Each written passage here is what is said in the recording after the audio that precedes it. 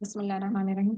आज के लेक्चर में थर्मल डाइनाइट्रोजन पेंटाऑक्साइड डिकम्पोज होता है दो नाइट्रोजन डाइऑक्साइड और एक ऑक्सीजन के मॉलिक्यूल सॉरी एक ऑक्सीजन के एटम के साथ। तो इसलिए दो नाइट्रोजन डाइऑक्साइड के मॉलिक्यूल्स चाहिए होते हैं ताकि एक ऑक्सीजन का मॉलिक्यूल प्रोड्यूस कर सके, क्योंकि each N2O5 when decomposes it changes into one oxygen atom along to dinitrogen nitrogen dioxide. तो टोटल हमारे पास जो नेट रिएक्शन आएगा उसमें आएगा दो नाइट्रोजन डाइऑक्साइड के मॉलिक्यूल्स आ जाएंगे, चार नाइट्रोजन डाइऑक्साइड मॉलिक्यूल्स आ जाएंगे, साथ में एक ऑटो मॉलिक्यूल आ जाएंगे।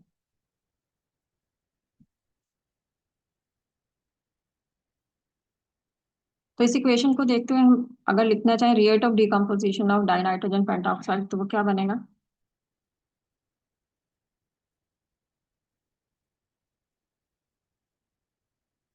अगर बैलेंस केमिकल इक्वेशन को देखें तो rate of decomposition depends upon square of concentration of N2O5।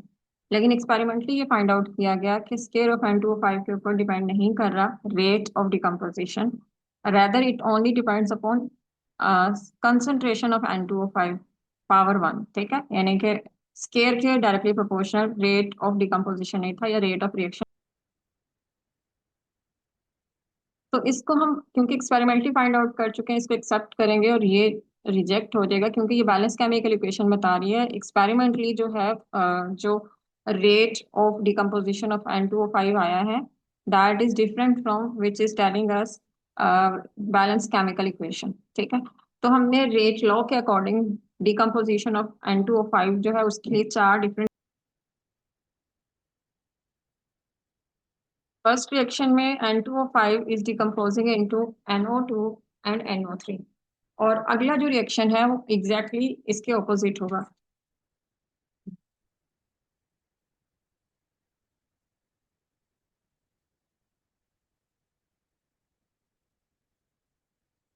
और अगले में N2O5 और बन रहा N2O5 डिकम्पोज होने के लिए फॉर्म हो रहा है NO2 और NO3 से।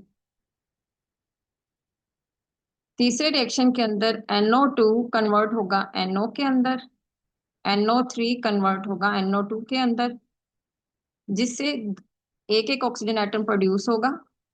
NO2 से NO बना, NO3 से NO2 बना, एक एक ऑक्सीजन एटम दोनों ने छोड़ा और ये ऑक्सीजन एटम चेंज हो गया ऑक्सीजन मॉलिक्यूल के अंदर।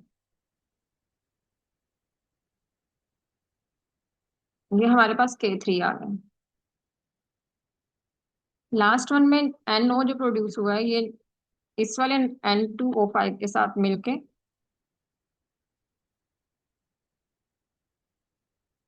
प्रोड्यूस करेगा तीन molecule nitrogen dioxide.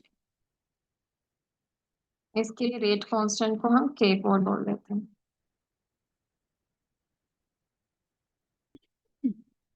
Rate of decomposition of N2O5, क्योंकि आगे जगह कम है तो मैं इसको नीचे लिखती हूँ।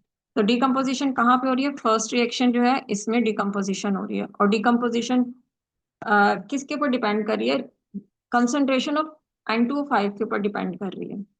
तो सबसे पहले हमारे पास यही वाला रिएक्शन आएगा जिसमें कंसंट्रेशन ऑफ N2O5 आएगी, और इसके लिए जो रेट कांस्टेंट है वो K1 आएगा।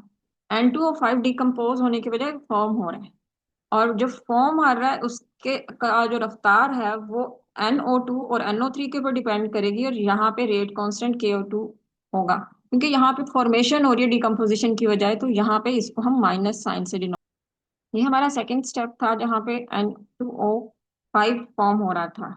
थर्ड स्टेप ये है जहाँ पे N2O5 डिकम्पोज हो रहा है, क्योंकि यहाँ पे डिकम्पोज हो रहा है और डिकम्पोजिशन की रफ्तार जो है वो N2O5 और NO की कंसंट्रेशन पे डिपेंड कर रही है, और रेट कांस्टेंट यहाँ पे K4 है। हमारा जो रिएक्टेंट था वो था N2O5, और जो प्रोडक्ट था वो NO2 था। इसके अलावा हमारे पास जो चीज हमें नजर आ रही है ये N2O5 अगेन हमारा रिएक्टेंट था। इसके अलावा हमें जो चीज नजर आ रही है वो NO3 है और NO है। NO3 और NO यानी नाइट्रोजन ट्राईऑक्साइड और नाइट्रिक ऑक्साइड जो है ये रिएक्शन इंटरमीडिएट है। एक्सपेरिमेंटली इनकी कंसंट्रेशन को फाइंड आउट नहीं किया जा सकता, तो इनके लिए हम एक जो है वो अप्रोक्सीमेशन एज्यूम करेंगे जिसको हम कहेंगे स्टेडी स्टेट अप्रोक्सीमेशन। इसका मतलब क्या होता है कि जितना एक वक्त में हम सपोज इस वक्त एनओ को देख लेते हैं कि जितने वक्त में जिस रफ्तार के साथ फॉर्मेशन ऑफ एनओ हो रही है, उसी रफ्तार के साथ उसी रेट के साथ कंजम्पशन ऑफ एनओ हो रही है। तो change in concentration of NO जो है विद रिस्पेक्ट टू टाइम वो जीरो है। इसको स्टेडी स्टेट अप्रोक्सीमेशन भी कहते हैं कि जितना नाइट्रोजन ऑक्साइड प्रोड्यूस हो रहा है उतना ही कंज्यूम हो रहा है, जिसकी वजह से इसकी कंसंट्रेशन में कोई तब्दीली नहीं आ रही। फर्ज किया एक सेकंड में 10 मॉलिक्यूल जो है वो एनओ के प्रोड्यूस हो रहे हैं और 10 मॉलिक्यूल ही कंज्यूम हो जाते हैं, तो हम ये कहेंगे कि इसकी कंसंट्रेशन में कोई चेंज नहीं आ रहा। तो इस कंडीशन को हम स्टेडी स्टेट अप्रोक्सीमेशन कहेंगे। तो सबसे पहले ये हम नाइट्रोजन ऑक्साइड के लिए फॉर्मेशन ऑफ एनओ क्या एनओ होगा, और rate of formation of NO इसमें से हम माइनस कर देंगे rate of consumption of NO. तो हमने बोला कि rate of formation of NO rate of consumption of NO के इक्वल हो जाएगा, और वहां पे net rate of formation of NO zero हो जाएगा जब ऐसा होगा। Net rate of formation of NA को हम रिप्रेजेंट करेंगे D NO, change in concentration of NO into change in time। और rate of formation of NO जो है वो कौन से स्टेप में हो रही थी? स्टेप नंबर 3 के अंदर रेट फॉर्मेशन हो रही थी NO की। ठीक है, ये स्टेप नंबर 3 है, यहाँ पे NO फॉर्म हो रहा है। और NO फॉर्म जब हो रहा है तो इसकी रफ्तार जो है वो किसके ऊपर डिपेंड करेगी? NO2 की कंसंट्रेशन पे, NO3 की कंसंट्रेशन पे, और यहाँ पे रेट कांस्टेंट K3 आ जाएगा। स्टेप 4 में NO जो है वो कंज्यूम हो रहा है, तो कंजम्पशन के लिए जो है अ, रफ्तार किस पे डिपेंड करेगी? NO की कंसंट्रेशन पे डिपेंड करेगी, N2O5 की कंसंट्रेशन पे डिपेंड करेगी, और K4 यहाँ पे आएगा। हम चूंकि rate of formation of NO के अंदर जो है वो इंटरेस्टेड हैं, तो जहां पे एनओ की फॉर्मेशन हो रही होगी वो वैल्यूज सारी जो हैं वो पॉजिटिव होंगी, लेकिन जहां पे उसकी फॉर्मेशन नहीं उसका ऑपोजिट हो रहा होगा, यानी कि कंजम्पशन हो रही होगी, तो वो वैल्यू जो है वो नेगेटिव के साथ आएंगे। ठीक है, यानी कि K4NO और NO2 N2O5 जो है इससे पहले जो है वो माइनस का साइन आएगा, क्योंकि यहाँ पे कंजम्पशन हो रही है NO की। फॉर्मूला थी थर्ड स्टेप में K3 और कंसंट्रेशन थी NO2,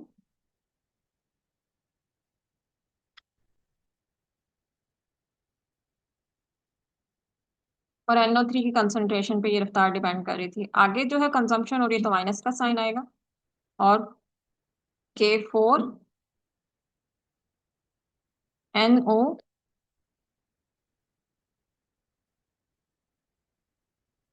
N2O5। अब जहां पे rate of formation rate of consumption के इक्वल हो जाए,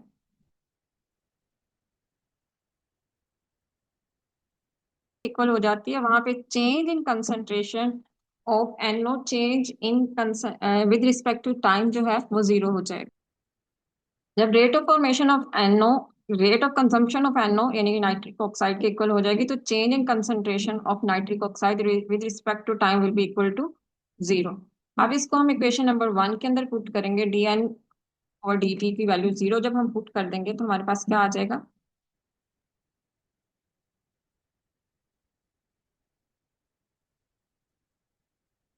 बाकी सारी इक्वेशन सेम होगी, इक्वेशन 1 में सिर्फ लेफ्ट साइड पे जीरो आ जाएगा। तो लेफ्ट साइड पे जो -K4 है इसको हम तो K4NO NO3 is equal to हो जाएगा K3NO2 NO3 के। हमने यहाँ से NO की वैल्यू फाइंड आउट करनी है, बाकी सारी चीजों को हम राइट साइड पे ले जाएंगे। Of NO will become equal to K3NO2 into NO3 over K4N2O5। अब हमने इसी तरह से जो है स्टेडी स्टेट अप्रोक्सीमेशन को लेकर rate of formation of NO3 जो है उसको भी फाइंड आउट करना है। तो उसके लिए हमें पहले ये देखना होगा कि पहला स्टेप ये है जहां पे फॉर्मेशन ऑफ NO3 हो रही है। ठीक है, और NO3 के फॉर्मेशन के लिए कौन रिस्पॉन्सिबल है? कंसंट्रेशन ऑफ N2O5 जो है ये रिस्पॉन्सिबल है, और रेट कांस्टेंट K आ जाएगा, तो इसके लिए आ जाएगा K1N2O5।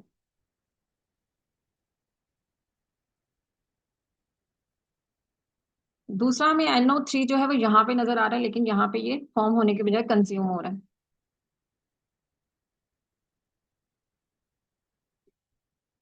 और इसके लिए कौन कौन रिस्पॉन्सिबल है? NO2, NO3, और यहाँ पे माइनस का साइन आ जाएगा, K2,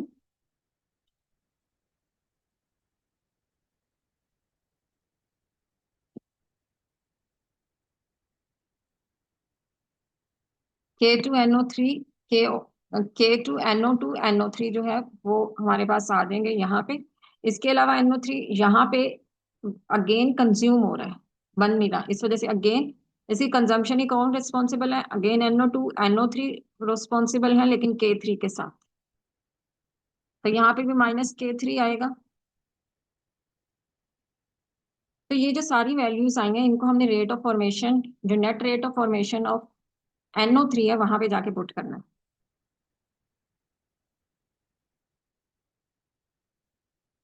तो जो वैल्यूज हमने वहां पे लिखी थी, जस्ट वो मैंने net rate of formation of NO3 में उठा के यहाँ पे लिख दी है। क्योंकि हमने पीछे भी पढ़ा था, rate of formation of rate of consumption equal हो जाए, इसको स्टेडी स्टेट अप्रोक्सीमेशन कहते हैं, तो net rate of formation of NO3 वहां पे जीरो हो जाएगा। यानी कि नेट रेट ऑफ फॉर्मेशन जो है, इसको हम शो करेंगे D, change in concentration of NO3 with change in time, ये जीरो हो जाएगा। ठीक है, तो ये वैल्यूज हम यहाँ पे पुट कर देंगे। इसको इक्वेशन नंबर 3 बोल देते हैं। अगर हमने उससे पहले 2 किसी को दिया हुआ तो ये 3 हो जाएगा। बाकी सारी इक्वेशन सेम रहेगी। ये इक्वेशन 3, ये माइनस वाली N2O3, NO2 और NO3 जो है चाहिए पुट किया था, वो फॉर्मूला हमारे सामने है ये। यहाँ पे हमने कंसंट्रेशन ऑफ NO3 की वैल्यू यहाँ से लेके यहाँ पे पुट कर देंगे। तो कंसंट्रेशन ऑफ NO को हम फाइंड आउट फिर दोबारा से करेंगे, और उसकी रीजन ये है कि NO की कंसंट्रेशन के अंदर NO2 तो प्रोडक्ट है और N2O5 भी प्रोडक्ट है, लेकिन NO3 अगेन एक ऐसा जो है वो इंटरमीडिएट आ रहा है जिसकी कंसंट्रेशन को फाइंड आउट नहीं किया जा सकता। और यहाँ पे NO3 की जब कंसंट्रेशन निकली है, तो इसमें NO2 5 आ रहा है, N2O5 आ रहा है, और NO2 आ रहा है। ठीक है, और इन दोनों की कंसंट्रेशन जो हैं उनको फाइंड किया जा सकता है, क्योंकि एक रिएक्टेंट है और दूसरा प्रोडक्ट है। इस वजह से हम NO के अंदर NO3 को हटाने के लिए NO3 की जो अब वैल्यूज आई हैं वो पुट करेंगे।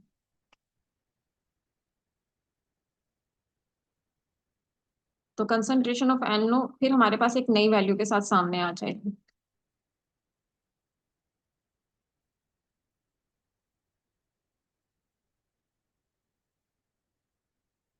की जगह जो है वो NO3 की जो वैल्यू है वो पुट की। जो ही ये वैल्यू पुट की, तो NO2 के साथ यहाँ कैंसिल हो रहा है, N2O5, N2 बस वैल्यू आई है NO की, वो इक्वेशन नंबर 5 हम इसको बोलेंगे। और इक्वेशन नंबर 4 और इक्वेशन नंबर 5 में जो हमारे पास दो वैल्यूज आई हैं, इनको हम हतमी जो है वैल्यूज कहेंगे, क्योंकि K2 + K1 यहाँ पे हमें कहीं पे भी, K4 × K2 + K3 के अंदर हमें कहीं पे भी कोई इंटरमीडिएट की वैल्यू फाइंड आउट नहीं करने पड़ेगी, क्योंकि वो इंटरमीडिएट यहाँ पे कोई भी अब नहीं रहा कंसंट्रेशन ऑफ नाइट्रिक ऑक्साइड के अंदर। ठीक है, तो अब हम इस वैल्यू को जो है वो यूज करेंगे और NO3 की वैल्यू को यूज करेंगे बिल्कुल स्टार्ट में, जहाँ पे हमें जो है ना वो फॉर्मेशन डिकम्पोजिशन ऑफ N2O5 के अंदर देखना पड़ा था। NO था, rate of decomposition of N2O5 यहाँ पे, NO3 यहाँ पे आ रहा था और NO यहाँ पे आ रहा था। इन दोनों जगहों पे NO3 जो है, इसमें इक्वेशन नंबर 4 को पुट करेंगे और NO में इक्वेशन नंबर 5 को पुट करेंगे। यानी NO की वैल्यू को इक्वेशन नंबर 5 जहाँ पे है वहां मौजूद है, यहाँ पे पुट कर देनी है, और NO3 जो है इक्वेशन नंबर 4 के फॉर्म में मौजूद है, और उसकी वैल्यू को हम यहाँ पुट करेंगे।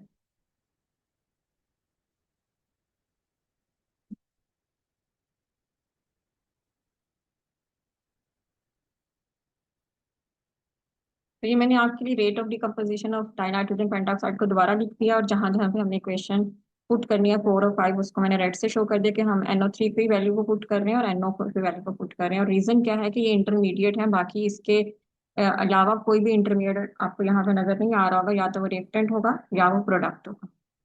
तो इसमें जस्ट, तो हमने ये के तो ये NO3 की वैल्यू जो है वो ये बन रही थी इक्वेशन नंबर 4 से, तो मैंने यहाँ पे ये पुट कर दी।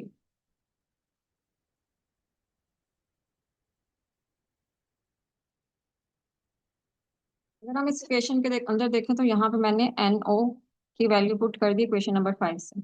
अब इसके अंदर N2O5 और K1, N2O5 K1 और N2O5 और K1, ये तीनों के अंदर आ रहा है। ये इक्वल के बाद मैंने ये सारे जो रेट्स थे वो इधर लिखे।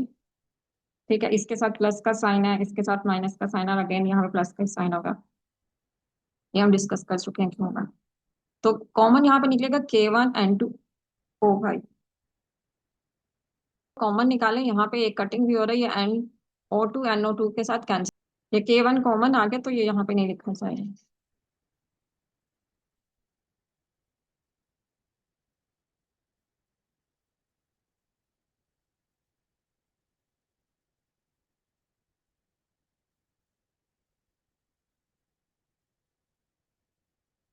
अब हम एलसीएम लेंगे।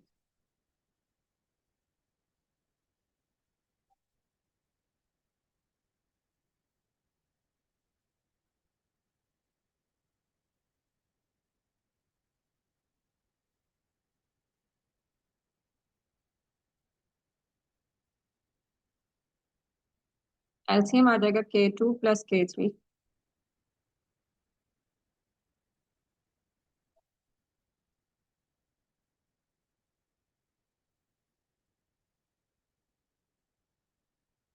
और ऊपर जो है वो -K2 आएगा, +K3 आ गया। तो यहाँ पे कैंसिल आउट क्या होंगे, -K2।